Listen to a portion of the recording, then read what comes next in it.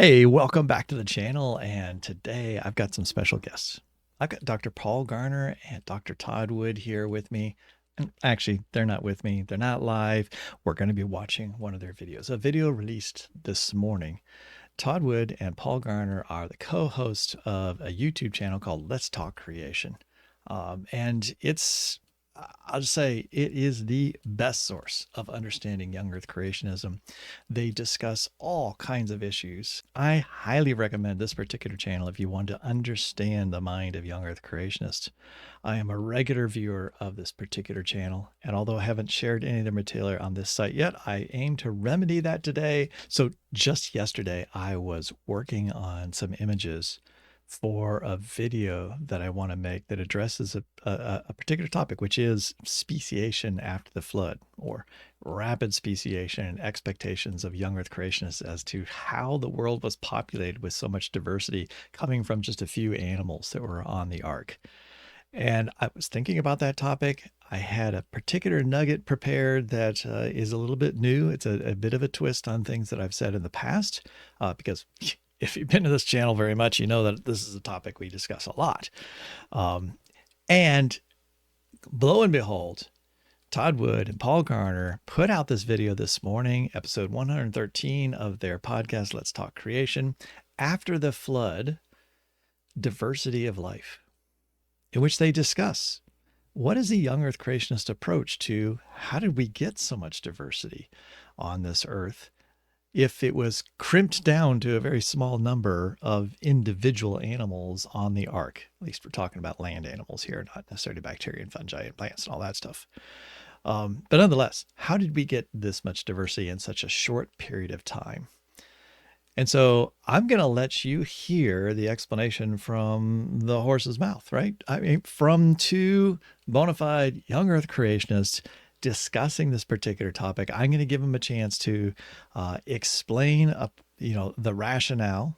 I'm going to give them a chance to explain to you in their words, their explanation for this rapid diversity of life.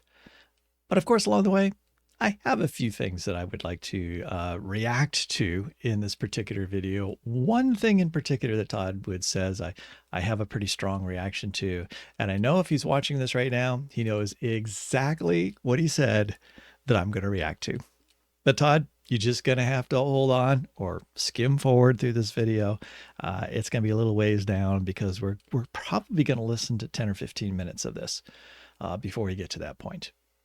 All right, so without further ado, let's hear from these young earth creationists about diversity of life originating after the flood. So, okay, allowing for some sort of reasonable uncertainty about the boundaries of these things, where does that leave us? We've got these generalized ancestors representing some great number of different created kinds, and these ancestors have descendants that split up to give us the species that we have today. But is there anything that we can say about that history, about the history of these created kinds? Because this episode is meant to be about life after the flood. Right. We haven't really talked about what's going on after the flood yet. True. So yep. we've kind of been laying the foundation. So help us on this. What can we say about what actually happened to these created kinds? Right. So I want to be very clear here that I'm trying to be as general and as assumption free as I can be with what I'm going to say here. A lot of people, I don't know about a lot of people, there are certain individuals who get kind of animated and flustered with me for what I think is going on. And I think they're reading way too much into what I'm saying. They want to drag in flood boundaries and mechanisms of speciation and so forth. Let's just shove all that baggage aside for a moment and just think in the purest sense about what creationists think about created kinds. Okay, so first. Sorry, have to stop there really quick. So, of course, Todd Wood's saying he's not going to get bogged down in the mechanisms and so forth. And of course, that's something I'm very interested in. And of course, that's something that I have a lot of questions about.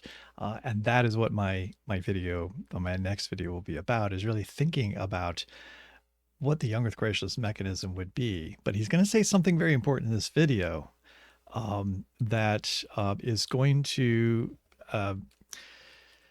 set sort of some boundaries for young earth creationists and actually allow us to see that there's sort of two, I think there's sort of two different approaches that young earth creationists take, and Todd Wood and Paul Garner are going to take one of those. So I'll try to bring that out when that point comes, but let's continue.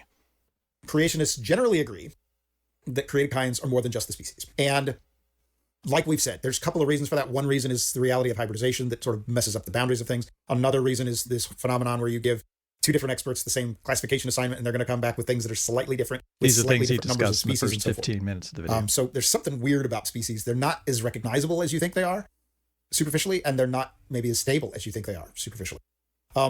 True. And then we have this observation from this not observation, it's a hypothesis from Frank Marsh that hybridization then can tell us something about what created kinds actually are. And this is something, again, this is a generally, accepted, generally agreed upon idea in creationism, that hybridization can tell us information about what species were part of the same created kind. And again, that's not universal. It's a tendency, but it's a pretty strong tendency. Okay. So then the next step in the argument then is to say, well, how far can we get with hybridization? Where does hybridization take us in our observation of the natural world?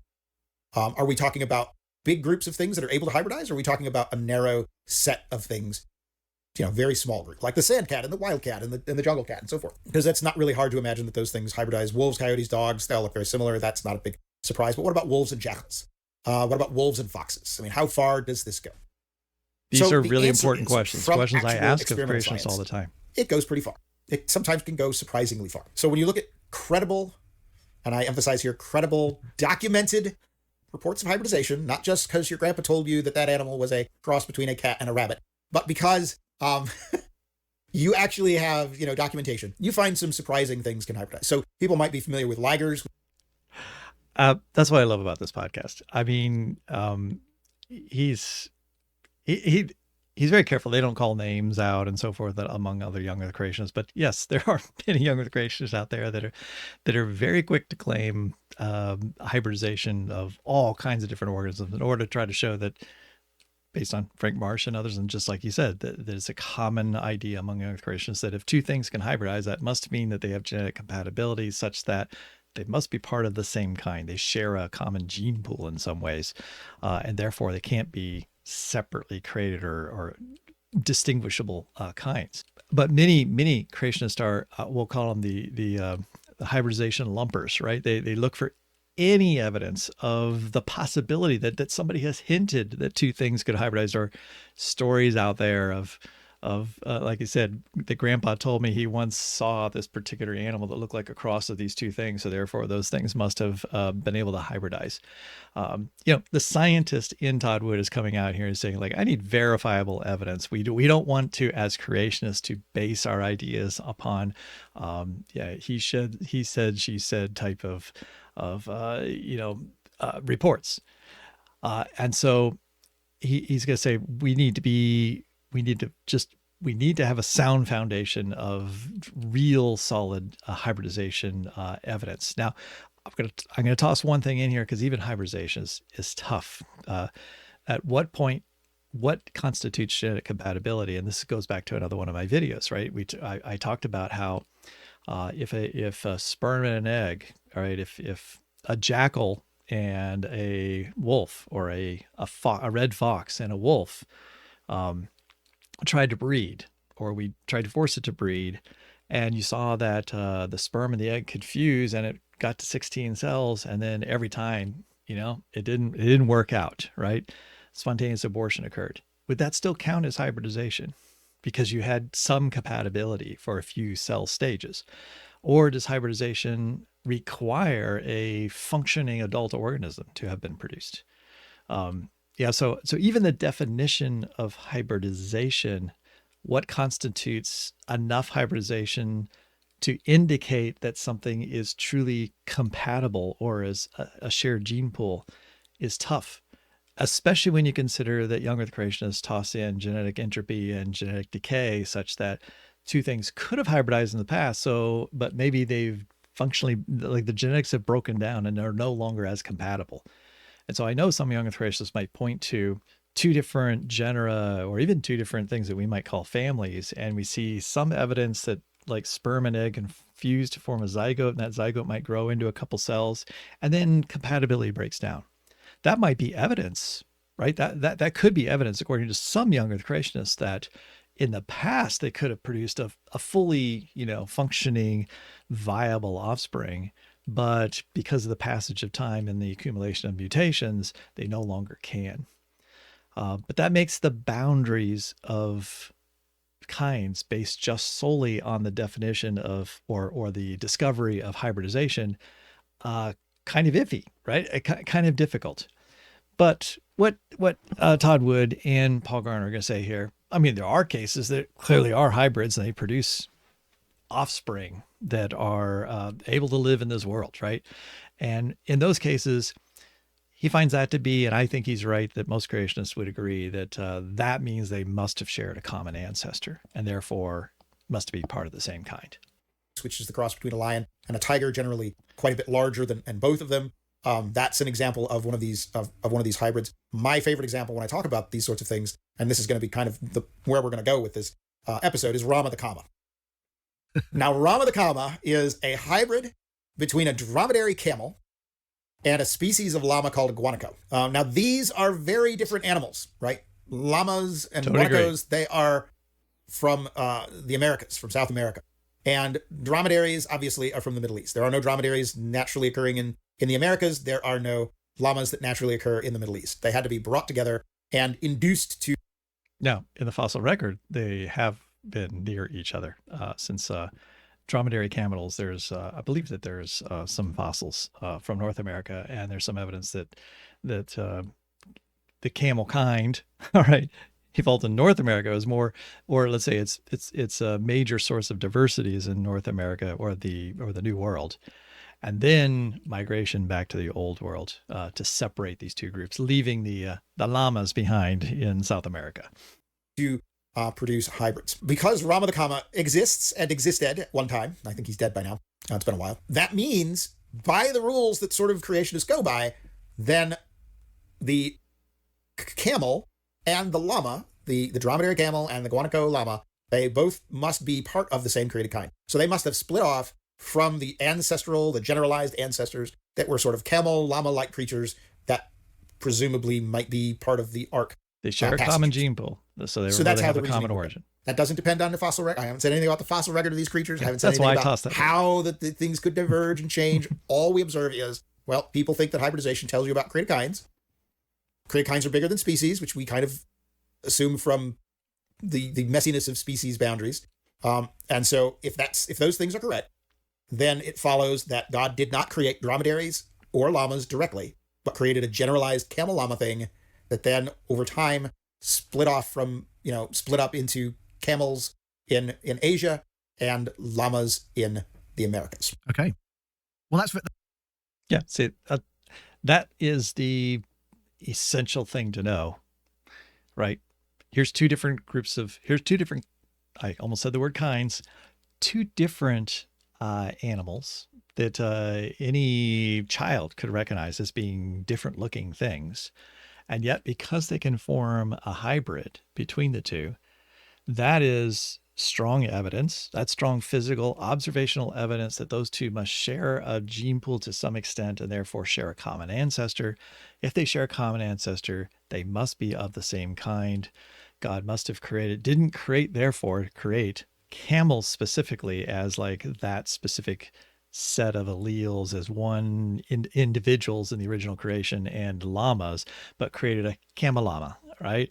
Something that had the genetics of both fused together in one common gene pool contained within, well, not necessarily one individual, but at least two individuals, right? Two individuals that were on the ark. So the ark kind that then diverged. And this then becomes the question is how did they diverge into separate species after the flood? And that's what we want to talk about in this video, or at least what I want to talk about in this video. I don't think that Todd and Paul pursue that to the point I would have liked to have, but they're providing a very good service for us here, as you will see with some specific examples. And I really love the Camel-Llama example. I think it's a great illustration, and we're going to see that portrayed in just a few minutes. That's interesting. I don't know whether that's very surprising for our listeners and viewers to kind of think about that, but I suppose it would be true for other created kinds as well. So, yes, if you think about horses and donkeys, we've already said they can hybridize, they can give birth to mules. So presumably those two species split off from some kind of generalized horse ancestor that God originally made. Same thing for coyote.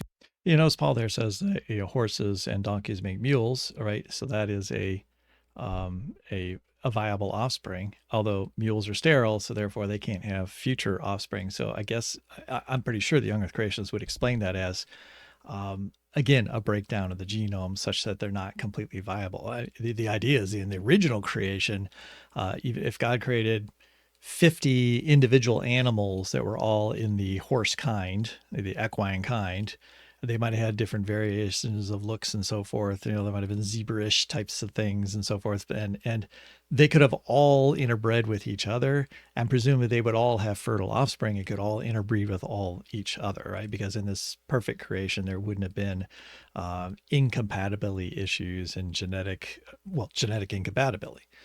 And so once again, that's illustrating my point that hybridization alone can't be the single criteria for determining a kind for young earth creationists, because what happens if they have a complete breakdown of compatibility such that we can't observe hybridization anymore, but in fact they could have hybridized in the past? That would give the false impression they're in different kinds, even though they were in the same kind in the past. Now, I think that has broader implications for thinking about evolutionary theory and its predictions, but that's a different time and a different place. And dogs and so on, they hybridize.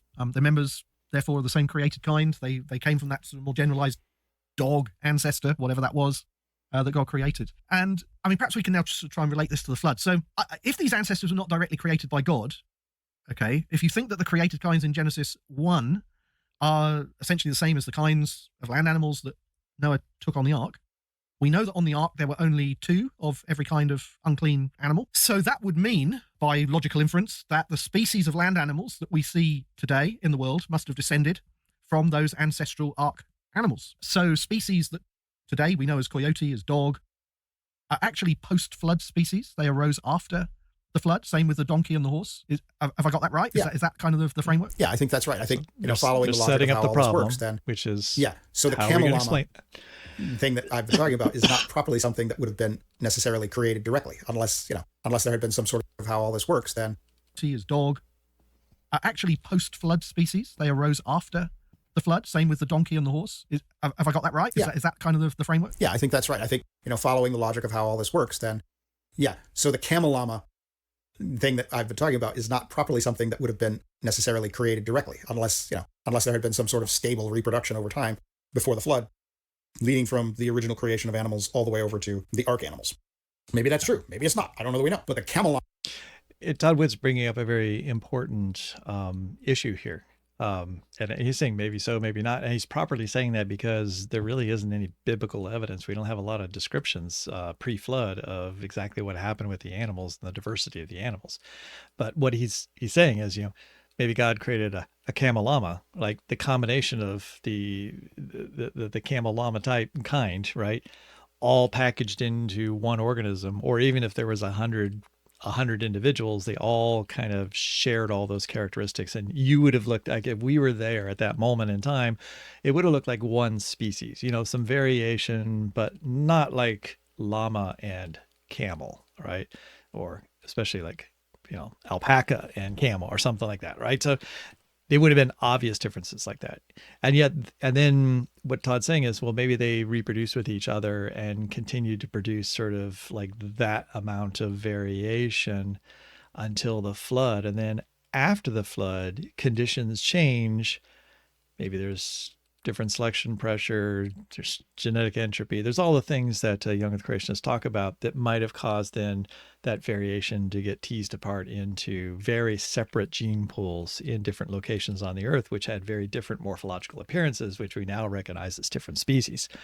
On the other hand, the other hypothesis that Todd Wood is I think explicitly say this, but it could be that there was a lot of speciation prior to the flood. And I think a lot of creationists kind of think that would likely have happened. Like God created some individuals at the beginning with a bunch of variation within the kind, and then they began to breed. And then as they began to populate the earth, they would have diverged into different lineages.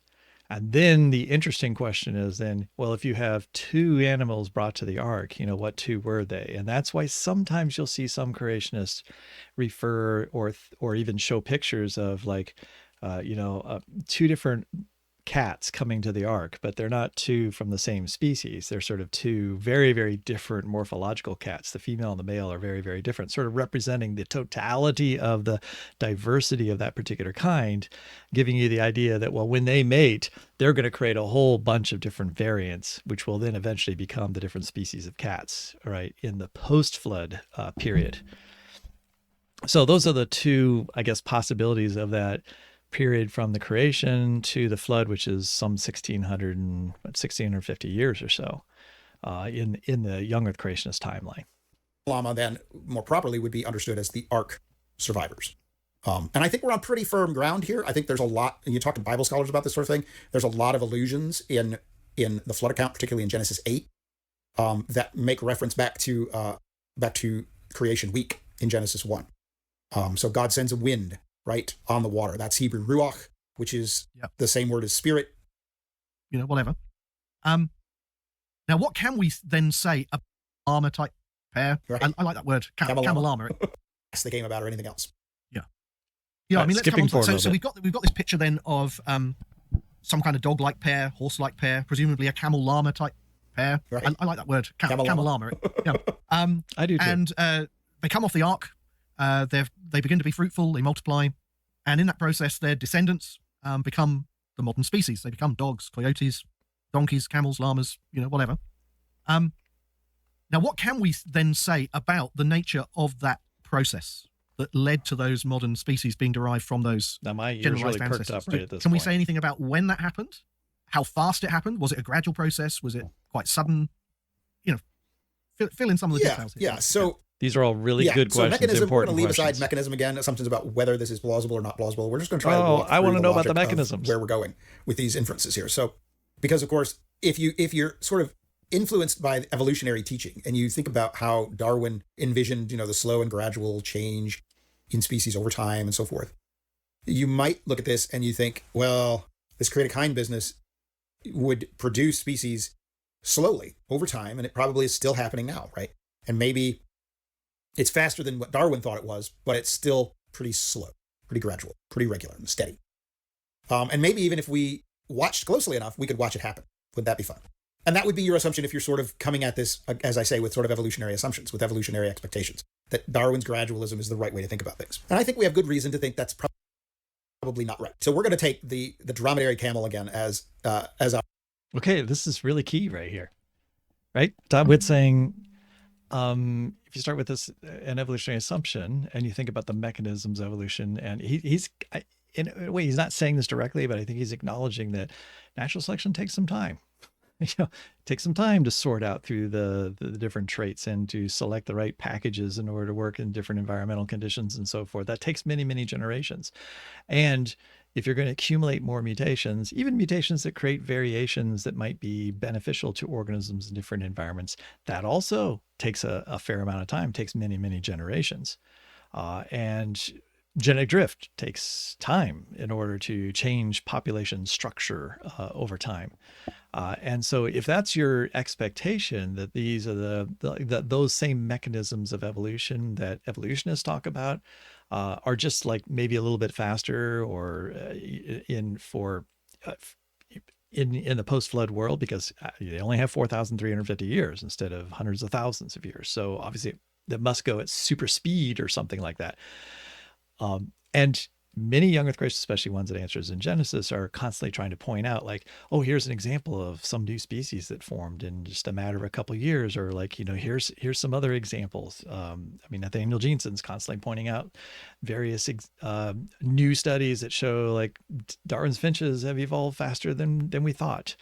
And actually, Todd Wood here is saying, okay, he's not saying this exactly, but yes, there might be some examples of fairly rapid speciation, but even a lot of the examples of fairly rapid speciation still might be on the order of hundreds of years. And he's going to go on to say in a moment, we have examples where there's not even 100 years available, for young Earth creationists, right? So this might not be our best shot trying to just say like, well, those principles of evolutionary biology, yes, they happen, and they're the thing that actually formed the species after the flood, and try to convince their audience that it can happen a lot faster than evolutionists say. That might not be the best strategy. I think that's kind of where he's going here. That's not for creationists. That's not the path they should be taking. But then the question becomes, well, what should be the path that they should be taking? But let's hear Todd. Our case study, our poster boy for this argument here. So we said that based on actual hybridization experiments producing Llama the Kama, a Camel-Llama hybrid, specifically a dromedary guanaco hybrid, that puts llamas and camels in the same created kind, which means that the animal that got off the ark was a Camel-Llama that was neither fully camel nor fully llama, and that there was time then, at some time, they split up and became the sorts of the dromedary and then the llama things that we know of today, and that this happened after the flood. All right, so can we say what that happened? Well, people and they in the had Middle to East disperse, but that's have been living part with and 3 relying on dromedaries for a very long time. In fact, the English word for camel is actually a loan word from the Greek camelos, which is itself a loan word from some earlier Semitic language, we're not sure which one, from the Middle East, that the Hebrew specifically then is gamal. So if you can read Hebrew in your Hebrew Bible, you're going to read about gamal, which is camel. And it makes sense that you would do that because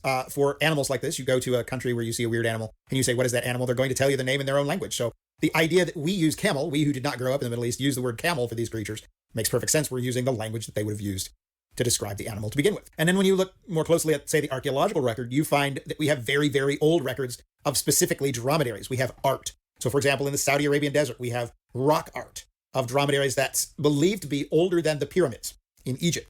And that would tell us then that dromedaries have existed as dromedaries because we have pictures of them for most of biblical history, which is kind of mind-blowing, right? And then you look into the Bible and you find the first mention of camels. That's in Genesis 12, right? The Tower of Babel is in Genesis 11. And then one chapter over, you have domesticated camels. So remember the story there. That's Abraham and Sarah going down to Egypt for the first time when there's a drought and a famine. And Abraham tries to pass off Sarah as his sister. And Pharaoh tries to bring her into his harem.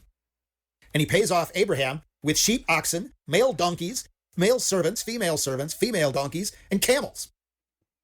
Now, you might want to argue about what that word for camel means. The word for donkey there is kind of a bit more of a puzzle. But the word for camel is gamal, right? And we've already said it's a borrowed word. We borrowed that from their language because we asked them, our ancestors thousands of years ago asked them, what is that weird animal? And they said, that's gamal. And we said, oh, a gamal. And it became camel. So it's very hard to look at Genesis 12 and say gamal there is referring to some animal that's other than a dromedary. And you put that together with what we know from the art of the region that depicts dromedaries in human use.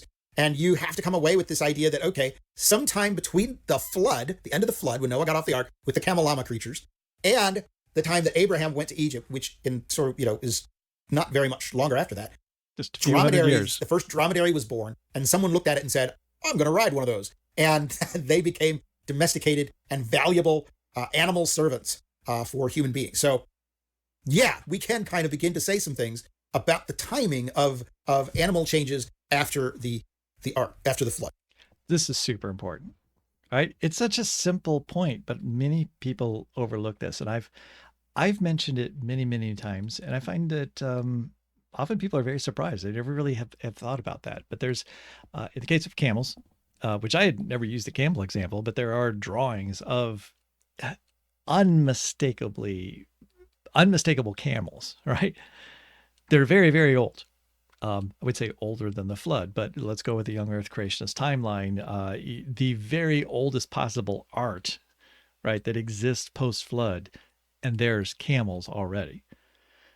And yet, as Todd said, the two camels that were on the ark, and he says elsewhere, I don't know if I passed it already or skipped over it, that there would have been 2 and not 7. The 2 would have been like a Camel-Llama hybrid, plus the other varieties of different types of dromedaries and so forth, because there's other fossils of other variants of these as well. All had to be contained in those 2 individuals. And so therefore, somewhere between that point of stepping off the ark and then somebody looked at it and drew it as with all the morphological basic features that we would say is, oh, that is a camel, right? It's a 2-hump camel or a 1-hump camel. In fact, we could tell the difference between 2 different species of those different camels way back in time. So that means speciation has happened incredibly rapidly. The Bible mentions red foxes and wolves and jackals, or 3 different kinds of canines very early in scriptures. The ostrich is described in Job in a lot of detail, all the way down to behavioral traits, which ostriches have today. And so we could go through a whole bunch of other examples of species, not just the kind of organism being present 4,000, 4,500 years ago, but specific types of animals, things we call species, which seem to be essentially unchanged over that period of time. So that very much restricts the timeline for young Earth creationists in terms of the origins of those particular species. And Todd Wood is fully recognizing that here. And he's explaining that. This is what I love about Let's Talk About Creation. He's really, they get right down to what are the core assumptions and things that we need to think about. And some of these things are big challenges for us being young Earth creationists in the case of these 2 hosts. That's what makes this a far better experience for anybody trying to understand young Earth creationism or interested in what young Earth creationists think, is to listen to this versus something like Anches and Genesis. Let's continue. Okay, that seems to me like a very, very tight timescale. You know, if we've already got effectively modern species of camels right after Babel, and you've got to produce them from these generalized ancestors that came off the ark, that's pretty tight. It's certainly not the kind of gradual change that Darwin had in mind. Right. You know, we can kind of dispense with that. I suppose your choice, and here we can refer to our biblical chronology series, your choice of Masoretic text or Septuagint text is important, right? Because in the Masoretic text, that's the traditional Hebrew text, the time between the flood and the life of Abraham is maybe a few hundred years, whereas in the Septuagint chronology, the numbers are a bit different, and that time, flood to Abraham, would be maybe 1,000 years or close to 1,000 years. Yeah. So there's a difference, and that's sort of important as we think about this. But whichever chronology, Masoretic or Septuagint, we have a very short time scale to produce these modern species, and that is not at all like the gradualistic picture of evolution that most people have in their mind, right? Right, and that is why I really. Oh, he's about to say what we're here to talk about. Yes, the timeline is short, and the emphasis here. Notice the emphasis here. Darwinian mechanisms just aren't going to be able to handle this, right? We just don't really have enough time. Even with some kind of like sped up evolution, some kind of like hyper rate version of naturalistic mechanisms that would fall under the umbrella of what we usually think of as the mechanisms of evolution, just not going to be enough. Now that leads me to what Todd Wood is going to say next. Really bristle when people call this evolution, or they call it super evolution or mega evolution or young Earth evolution. It's not. It's never been that. It's absurd. It's kind of dumb to call it that, because it can't possibly be anything like that, right? It's not like we're talking about, this gradual buildup of mutations leads to, isolation in reproductive isolation, and then those populations become species. That can't possibly be what's happening here. The Camel-Llama creature that was on the ark must have been basically designed to produce the species that we see. It cannot possibly be that this is just mutations over time. That's not going to work. Yeah. Now so let's break this down a little bit, because this is the crucial point. Of course, when he says hyperevolution, or he bristles at super speed rates of evolution, or this is young Earth evolution, this is nothing of the sort, and that's just like, that's wrong to call it that. I mean, he's talking about me, definitely thinking of me when he's saying that, and others. And so, I need to react to this. So I get what he's saying, because he's right from his perspective, right? Because in this case, he's different than a lot of other young Earth creationists, right? interest in Genesis, like Nathaniel Jeanson and others that are employing natural variation with or created heterozygosity and then natural processes. And the natural processes are what? Genetic drift, natural selection, mutations, right? Recombination, so forth. All right. He's appealing, and many other creationists appeal to naturalistic processes, those being evolutionary mechanisms, but at like either faster rates or simply saying that we haven't acknowledged, like evolutionary biologists don't acknowledge that they can happen at these rates. Right. They're not even saying that there was some miracle or something was different in the past than the present. They're just simply saying evolutionary biologists have just, they've fallen into this trap of thinking that everything has to take a long, long, long, long, long time. So, so I think what Todd Wood is saying here, now this little part actually is making me rethink this slightly, even as I'm sitting here live thinking about it. About his emphasis on mutations, because I know he knows that natural selection is a real process and it has real effects on populations. But what he's emphasizing here is that there isn't enough time for the accumulation of mutations to occur to create the variations that are going to be selected upon in order to separate populations into these different species. So what he's saying is, which is, I think, in some agreement with other young Earth creationists, that God created the Camel-Llama that has an enormous amount of variation.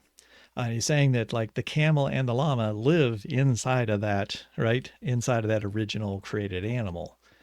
Now, I'm not going to spend, I don't want to spend, he didn't want to talk about mechanisms, so I guess I'm off the hook too. I don't have to talk about mechanisms either, but that's where the rubber meets the road is, well, then exactly how did it happen? Right? So if you're going to say these aren't evolutionary processes, this isn't sped up evolution. This isn't, that's the wrong way to think about what young Earth creationists are saying. Then my question is, well, then what is it? And Ken Ham. Todd Wood, sorry, Todd, just slipped and called you Ken Ham.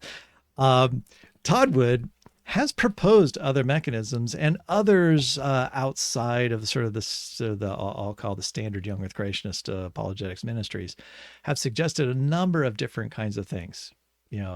Altruistic genetic elements. Ages, I think is a short term for that, or jumping genes, or things like that. So things that God may have programmed into the genome, or like pre-programmed things that essentially like, hey, there's a llama and there's a camel living inside of this genome of this particular animal. And if we trip a few things, that they then create these different sets or packages of things that then become distinguishable sets of alleles that create these two different morphologically distinguishable organisms, which we call different species.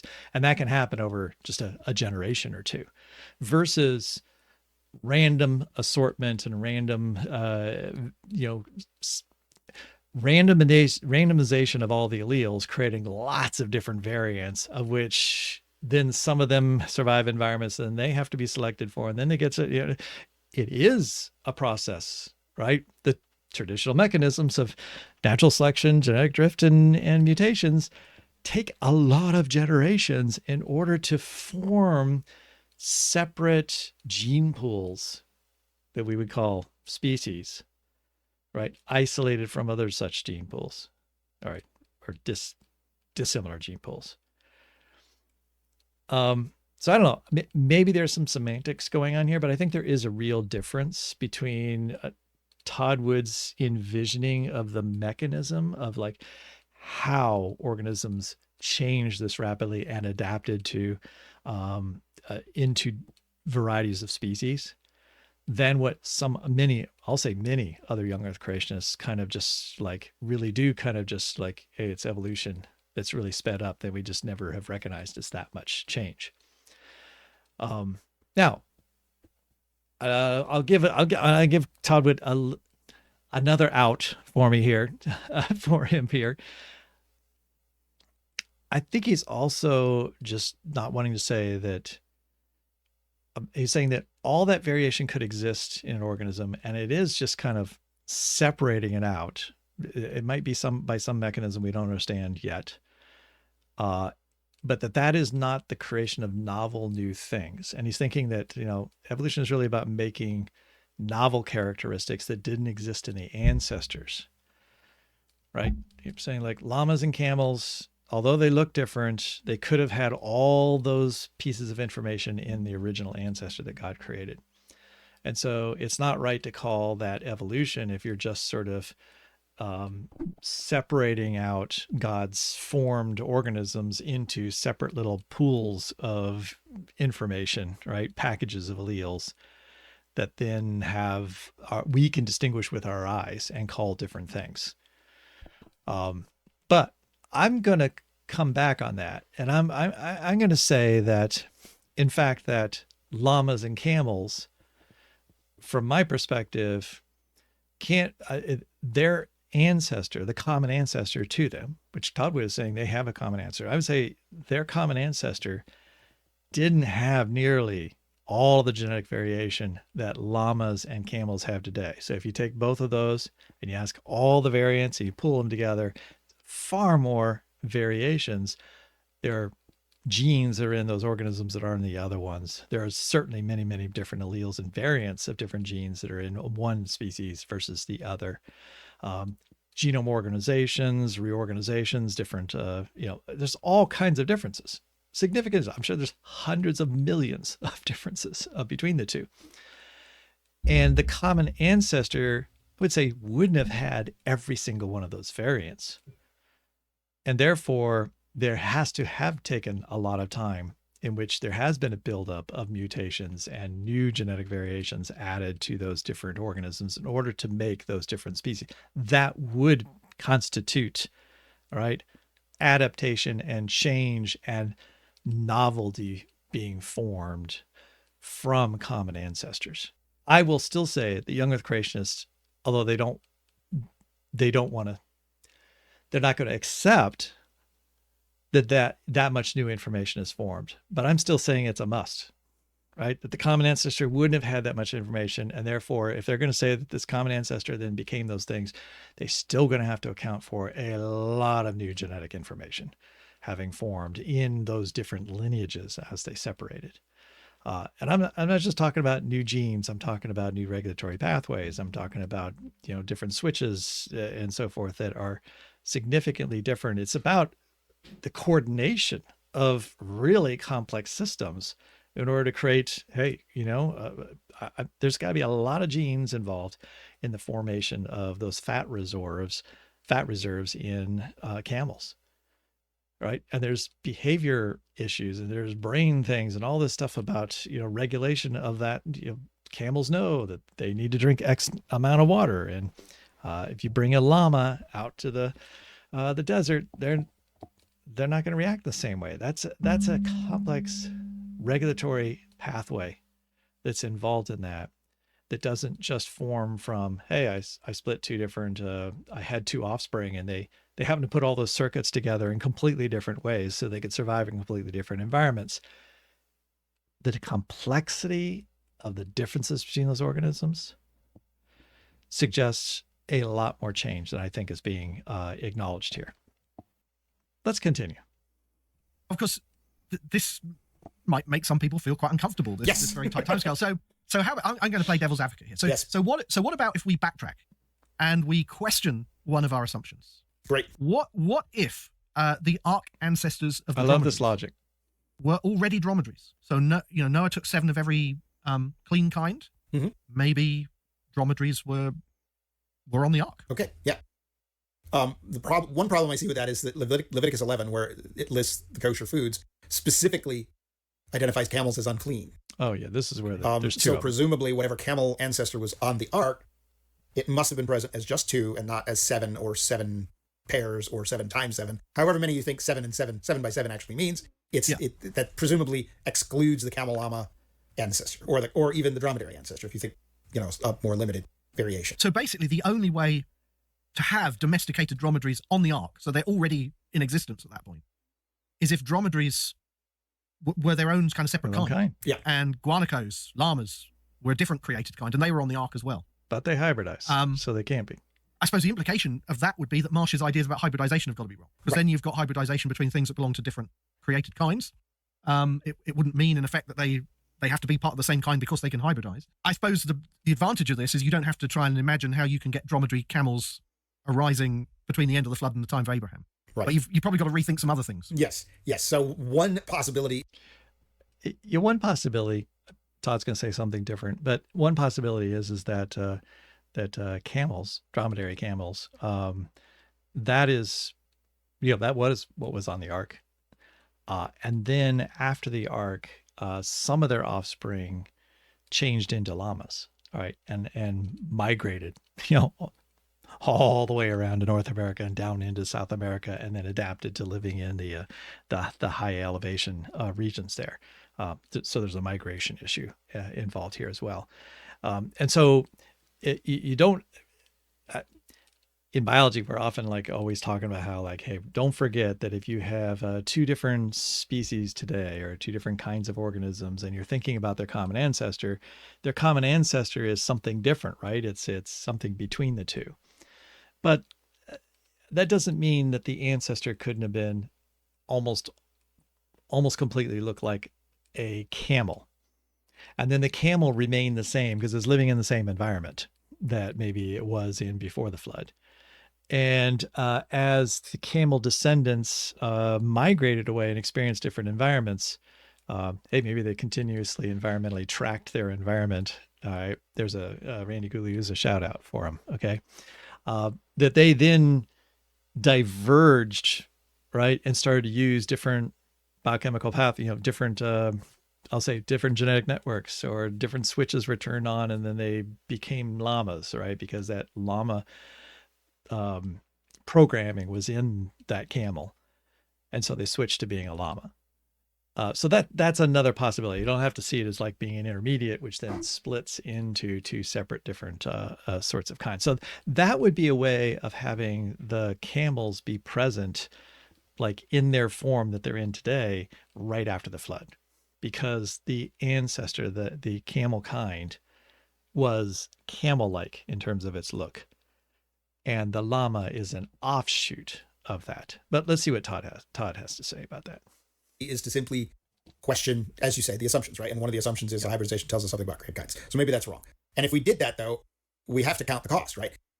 The cost would be, well, we have exceptions to the old idea that hybridization tells us about created kinds. And I should mention here, we're not just talking about that's a big camels. Cost. So, we're focusing here on camels as one example of what's going on, but there's other examples. There are other species that are depicted in very early human artwork that are pretty recognizable as the species that we have today, that indicates that there has been a lot of stability of these things over what we would think of as human history after the flood. And these evidences are quite independent of what Darwin has said about evolution, right? This is, I mentioned it before. I just have to say it again. It's a really important point, and especially Todd Wood throwing in the word stability over time. These are really important nuances that Todd's bringing out that you just don't see in the young earth creationist literature very often. It's not just that there is what appears to be like a red fox, or maybe a gray fox, and a jackal and a wolf, plus domesticated dogs, very, very early. It's not just that you have boom, you went from just two canines on the ark to now you've got 5 different species, recognizable species, just hundreds of years after the flood. It's not just the rapidity of that. It's also that they haven't changed since, right? Not in any significant way, right? The depictions of ostriches, the depictions of camels are spot on. So the species hasn't been changing much. They sort of changed and then hit stasis. So that is a pattern, an observable pattern, recognizable from archaeology, some of the recent fossil evidence, and from biblical descriptions that all support species not changing rapidly, right? Not changing rapidly. And I think Todd recognizes that. And he's saying that if so, speciation must have extremely rapidly right after the flood. And then it sort of reaches a point where it's like, boom, we've reached our like appointed, stage, right? It's like, this is our end of our development in a way, like whatever God pre-programmed the original creation, this is as far as they go in this lineage. And now they're going to just sort of remain in stasis at that point. There might be other ways to conceive of this. I'm not saying that you have to assume that there's rapid speciation. Certainly not claiming that we're infallible. But if we dispense with this created kinds, then we kind of need to reimagine, in some sense, the last 80 years of creation biology. And it could be done, right? We could do it. I'm not saying we're incapable. But I think, as I said, we have to count the cost. We can't just say, well, maybe in this case, it's not like that. There are other created kinds that are showing us similar patterns to the camels. And we can't just go back to species fixity, because that doesn't work with the biology that we already know and we've already reviewed. There's kind of that fixity he's talking about is not the same one I was just talking about. I was talking about stasis of species. He's talking about, when he says species fixity, he means that God created every species just exactly as they are, and they have never become other things, right? They don't change at all. And he and Paul are being very clear here. Yes, there are other hypotheses. Maybe the hybridization thing is the wrong way to think about things, but if that's true, then we have to go, is there fixity of species? That doesn't seem to fit, the evidence. He's essentially saying, when you boil it all down, the most direct evidence suggests that there had to have been rapid speciation after the flood. There had to be fewer individuals on the ark, and there are many more species today. Many of them have remained the same for thousands of years. There's only really one logical conclusion for the young earth creationists. They are forced to squeeze a lot of variation, a lot of speciation into a very short time frame. Kind of a package deal here, right? And so if we start questioning certain conclusions, then we're kind of going back to square one and saying, all right, well, we have to sort of reimagine the whole thing. And you can't just start special pleading with certain conclusions that you're not comfortable with. So yeah, we're kind of backed into this corner, really. And so is it really a corner? I guess that's the question. People think, oh no, we're saying evolution. I was going to say that, but it didn't sound very nice. But Todd's going to say it about themselves. But they're backed into a corner. Yeah. So given Marsh's kind of version of created kinds, we're sort of forced to conclude, aren't we, that the ark creatures came off the ark, they were fruitful, they multiplied, they very, very rapidly split into different varieties, different species. And as you say, I mean, that doesn't look like evolution in the Darwinian sense. This has got to be something very different. It's got to be something maybe pre-programmed or sort of inherent in the design of these organisms. Yeah, that's what I want to talk about. Talking about this, and we will in future episodes. And we will in future episodes. But for now, we've run out of time. But we're going to pick up this theme of the post-flood period again. Don't run out of time. All right, I'm looking forward to that future episode. We looked at geology and climate last time. This time we looked at what happened to the animals, the organisms after the flood. Next time we're going to kind of stay thinking about organisms, but we're going to shift gears a bit, and we're going to think about how did they disperse across the face of the earth? Why do we find them where we find them? All excellent questions too, but I go back to, I get it. I mean, they only have 30 minutes. And so when you get into the mechanisms, it's a very, if you've watched any of my videos, you know that this is not an easy topic to discuss. And that is like the actual mechanisms of how organisms change over time and how they might be directed to change and how they end up in the situations that they do from a young earth creationist perspective. And so I don't blame them for not wanting to get into the weeds right here. So I'm going to hold them to, like, they're going to have a future episode in which they're going to talk about the mechanisms for how that change might occur. Because this was just a broad lay of the land. Why do young earth creationists insist that there is common ancestry of many different species alive on the earth today in groups of things that generally fit into sort of the familial level of organization. And that's because of the constriction of the ark. And as Todd and Paul really bring it out, that had to happen, that post-flood couple years had looked like a really radical time of change, both from a geological perspective in their episode before, but now in a biological perspective as well. All right, let's quit there. And then I'm going to come back and I am going to address what I think is a challenge to creationists for like identifying the mechanism, because I, I do think that there's some real things to think about there.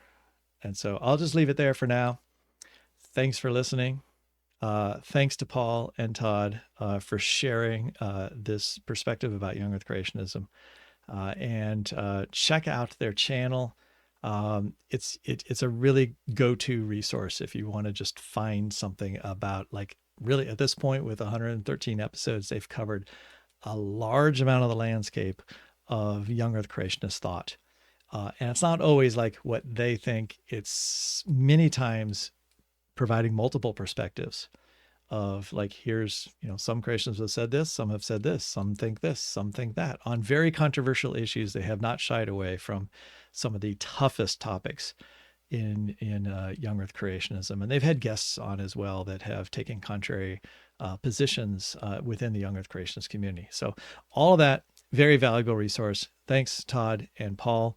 And we will talk to you later. Bye-bye.